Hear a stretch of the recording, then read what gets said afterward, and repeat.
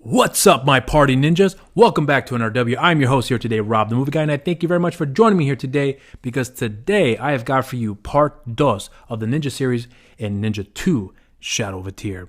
Not the greatest title you ever hear in your life, but I think it does serve well for the purpose of the movie. Now, what did I think of the film? I will let you know, but first, let's roll the trailer here real quick.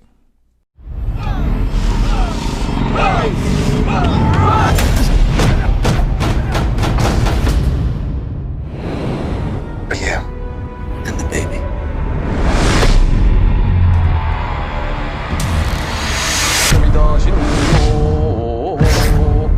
Goro is somewhere inside the jungles outside Rangoon. I'm going after him. You're going to Burma. It's suicide. It's justice.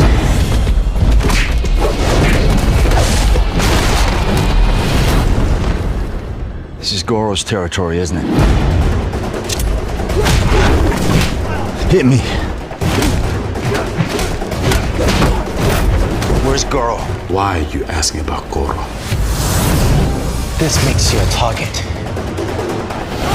I'm telling you to live.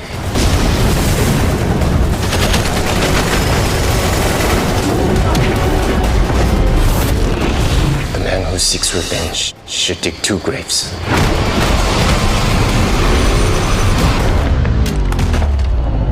You're gonna need a lot more than that.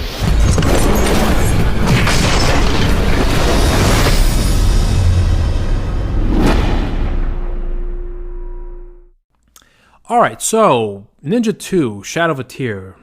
Is the movie any good, or is it just as mediocre as the first one? Well, I am happy to report it's fantastic. I enjoyed this movie. I had a lot of fun with it. I thought it was a huge step up than what we got in the first film. I thought the story was a little more focused. I thought that the acting was a little bit better. I thought that Scott Adkins in this film, his character was way more interesting than what we got in the first movie. And I really think he played a lot more to his strength this time around than he did in the first film, which I thought his acting ability, and especially in the more dramatic sequences, weren't really his best at all. So in this time around, I think he was focusing more on what he's able to pull off better than he with all the other parts he's done before, like in Boyka and whatever else. But anyway, I'm going off on a tangent. But what I'm trying to get is that I think he's awesome in the movie. And I am going to get into spoilers here, because in order for me to really delve into this review, I'm going to have to reveal some things about my opinions about certain things that I saw in the trailer, things that happened in the movie.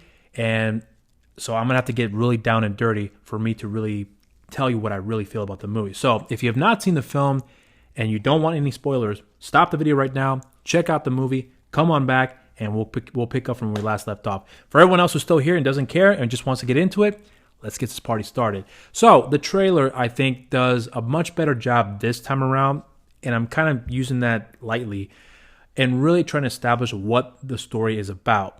But the problem that I had with the trailer, when I first saw the trailer and then having seen the film later on, I came to realize that there was a certain fight sequence that occurred in that trailer between Scott Adkins and the actor, Mr. Kane Kasugi, who plays the actual villain in this movie. But you get the impression when you watch the movie that he is not the bad guy. So it's one of those those misdirections that you get in most films these days. But the point I'm getting at is that particular scene that you see in the trailer, where you have the 2 actors fighting against one another, I remember when I saw the movie, it dawned on me halfway through the film that these 2 guys are supposed to be fighting.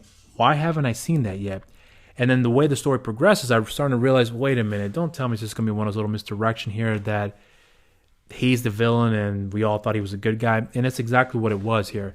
So that's why I'm going to have to get into the spoilers here. So again, if you're still here and don't want to get into spoilers, you've been warned.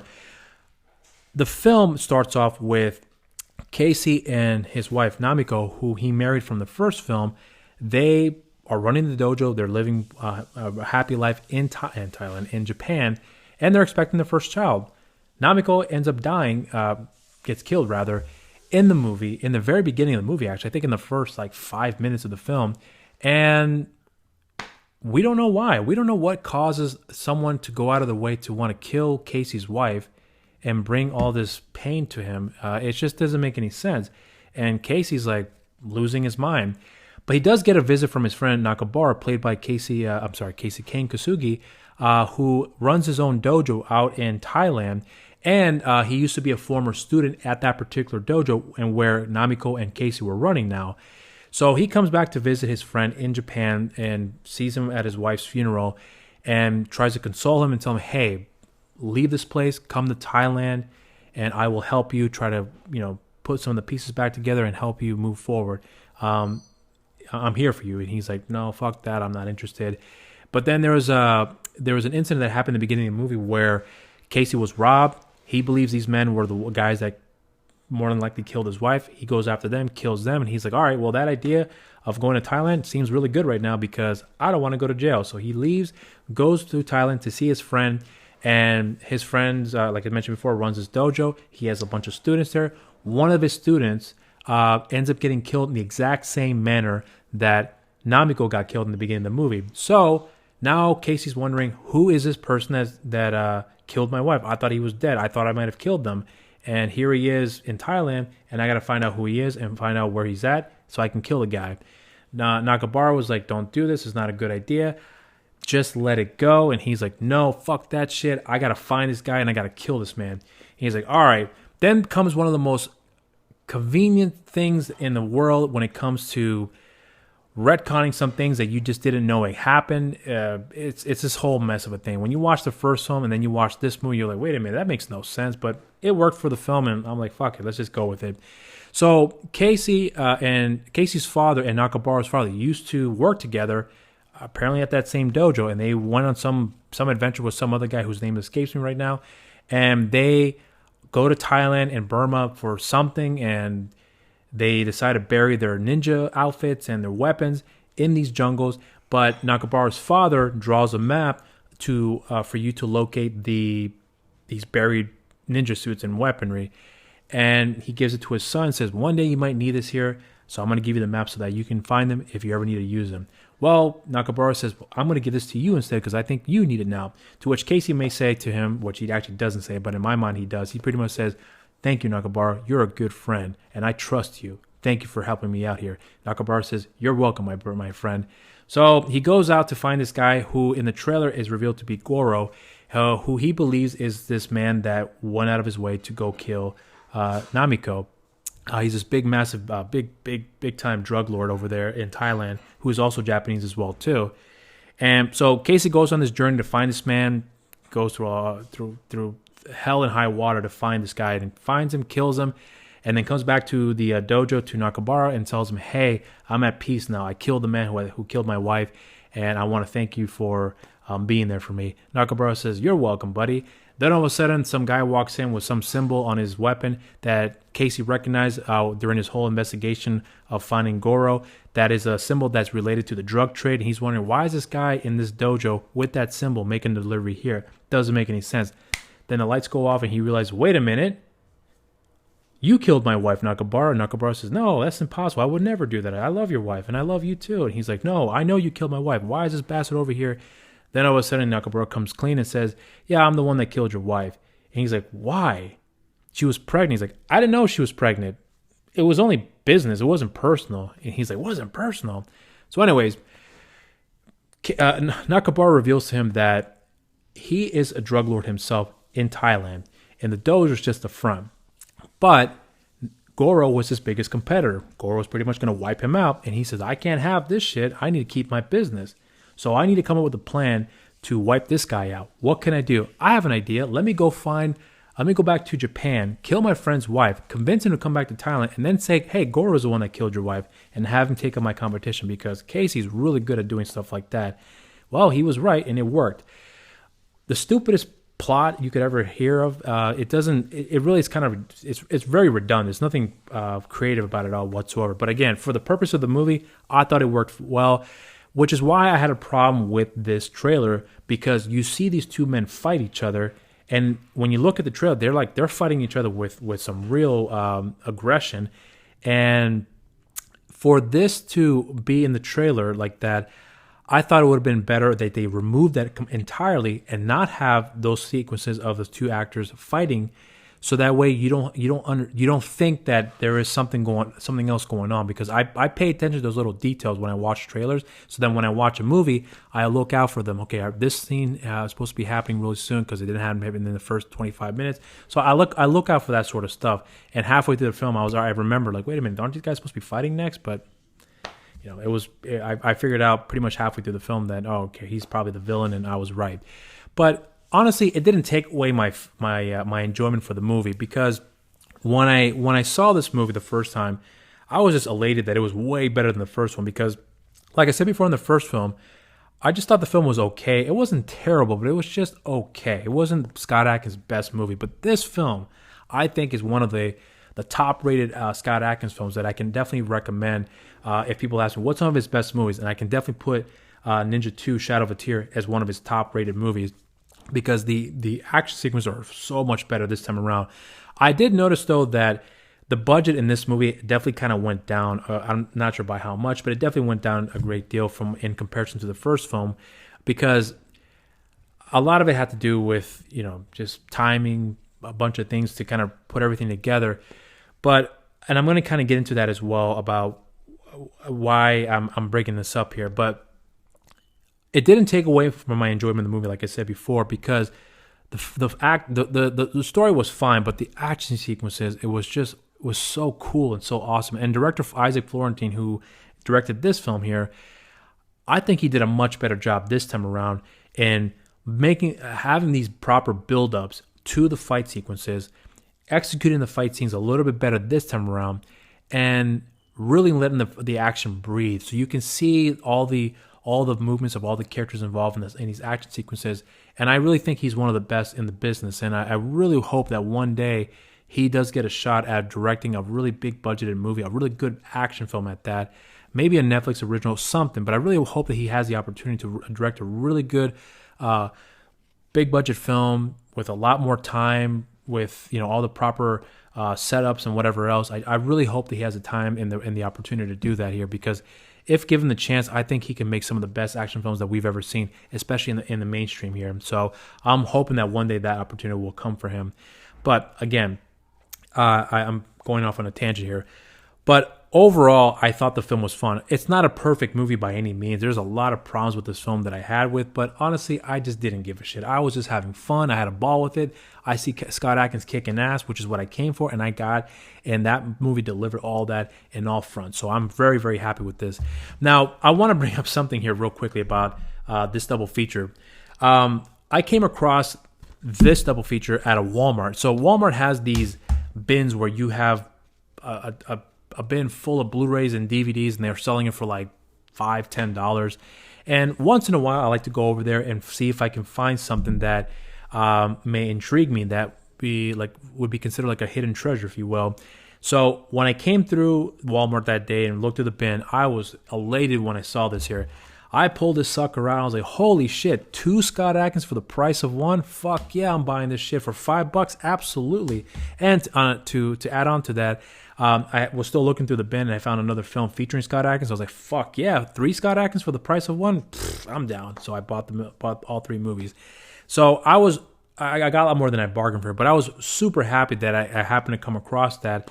But the reason I'm bringing this up here is because I was happy to spend money for an actor that I truly support and I truly am a big fan of. And if the movie was going to cost $20, I really would have spent the money on that. But unfortunately, this does not have any special features. It's just your standard Blu-ray feature, which is just the film, hit play, and go. That's it.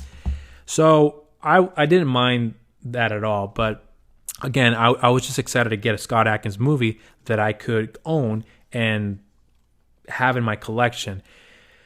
But the problem is that when I saw the second film, I was so overjoyed with that movie that I thought, I can't wait for part 3. I was pretty confident in thinking that part 3 was just going to be coming probably in another 2-3 years, but it's going to come eventually. It's been 7 years now.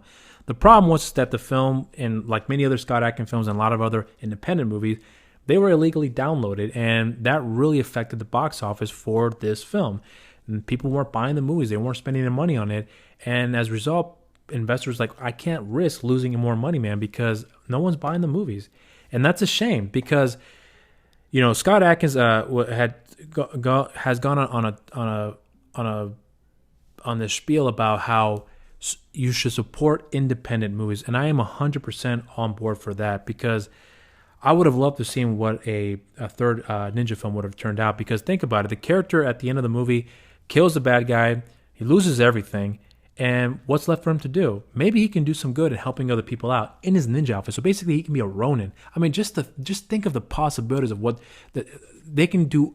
Anything with this character now. He can be traveling the world in his ninja suit and saving people's lives, helping people, killing drug lords, whatever else. It just the possibilities are endless with this franchise, and I was so looking forward to the third film, especially if Isaac Florentine was going to come back to direct it, because I figured that, you know, there's a lot of great ideas these guys would be very interested in pursuing, and I would have been all on board for that. But unfortunately, I don't think we'll ever get that. Like I said, it's been 7 years at this point. This movie came out in 2013. We're in 2020 right now, and there's no word on whether or not Part 3 is ever going to come out. The last thing I heard was Scott Adkins was asked a number of years ago, I think maybe like 3 years after the second film had come out, any word on Ninja 3? And he was like, I don't think so, because people were stealing this movie and not paying for it. So it affected the box office, and therefore it didn't warrant a third one because no one wants to lose their money, and I don't blame them. But it sucks. And I was like, oh Christ, this is fucking ridiculous. So I'm going off on a tangent here, but there is a reason why I brought that up, because this franchise could have definitely been one of his best here. Scott Adkins has a total of 3 under his belt right now. He's got the Debt Collector series 1 and 2, which are currently on Netflix right now. I highly recommend you check those films out, and also check our reviews on the channel too. And there's also Undisputed 2, which we've done a review for that film. Check out on this channel here. And I don't know where that's at right now as far as streaming is concerned, but that's a phenomenal movie. He also did Undisputed 3 and 4. 3 is fucking amazing, and I'm going to get into that one day. But anyways, I digress. So all I'm saying to you guys is that please go out of your way and watch this movie. Support this man. Watch his films. He's got a great selection of movies. I'll be the first to admit not all of his films are great. I'll be the first one to admit that, and I'm sure he'll be happy to admit that as well too. But a good chunk of his filmography are incredible. Avengement, you've got Savage Dog, Accident Man, you've got Debt Collectors 1 and 2, Triple Threat, the Ninja film, both of them, or rather the second one, I think it's a better one, as I already mentioned before. I mean, just a slew of other films that he's done that I think are really incredible. And, you know, you just watch his movies, guys. You can watch Ninja 1 and 2 right now on Amazon. It's free with ads right now. You can even watch it on Tubi. If you don't want to buy pay an annual, a monthly fee for Amazon, download Tubi. That's absolutely for free, and you can watch the film for free on that streaming platform with ads, but it's free. So check it out, support it, show that you're interested, and those people will pick up on it. Hey, there's a lot more people watching Ninja 1 and 2 right now on Tubi. There might be an interest for a third film, and hopefully that will garner up some attention for this franchise, because I would love to see this guy, this character continue on. So anyways, those are my thoughts here on the film. Please let me know what you guys think in the comment section down below. Did you like the film? Did you hate it? Did you think this one was better than the first one? I think it's superior to the first one. And if you are one of the very few, which I've never come across, but I'm sure there are, that think that the first one is better than the second one, please let me know your thoughts down below. I'd be happy to read them and see and wonder why you would think that. But at any rate, so if you haven't done so already, make sure you subscribe to our channel right now. And also hit that notification button as well too, so that way you're aware of any upcoming videos we got coming down the pipeline. Because believe me, all of us here at NRW have got a lot of things that we're working on right now, and we're really excited to share with you. And hopefully you guys enjoy it as much as we did making them here. And also follow our social media accounts here too. We have a Facebook and Instagram page simply at New Release Wednesdays, and on Twitter at the NRW. And you can follow myself on my social media account on Twitter. On Twitter, Rob Medina 0585, and on Instagram, Rob_Medina 0585, and on Facebook, simply just Rob Movie Guy. And until next time, everybody, thank you very much for joining me here today. I hope you guys enjoy the video. Stay safe out there. Cheers.